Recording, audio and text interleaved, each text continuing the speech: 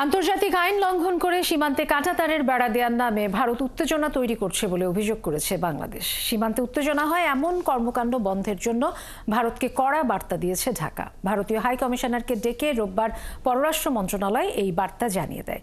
যদিও ভারতীয় high commissioner বলেছেন সীমান্তে বেড়া নির্মাণ ইস্যুতে দুই দেশের বোঝাপড়া রয়েছে। মনির মিল্লাতের প্রতিবেদন।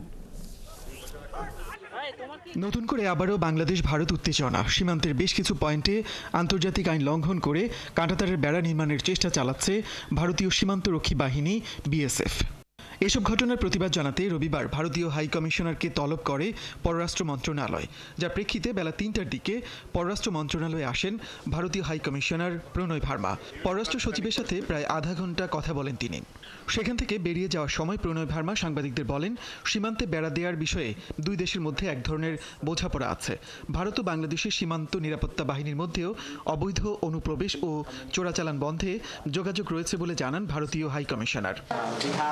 Understanding with regard to fencing the border for security.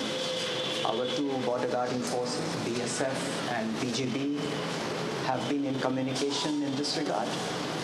We expect that understandings will be implemented and that there will be a cooperative approach to combating crime.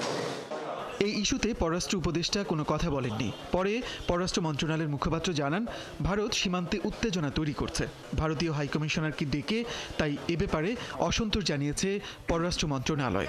কাঁটাতারের বেড়া নির্মাণের অনুমোদনহীন প্রচেষ্টা এবং বিএসএফ এর সংশ্লিষ্ট প্রায়োগিক কর্মকাণ্ড দুদেশের সীমান্তে উত্তেজনা সৃষ্টি করেছে। তিনি জোর দিয়ে বলেন যে যথাযথ অনুমোদন ছাড়া কাঁটাতারের বেড়া নির্মাণ দুই প্রতিবেশী দেশের মধ্যে সহযোগিতা এবং বন্ধুত্বপূর্ণ সম্পর্কের চেতনাকে ক্ষুণ্ণ করেছে।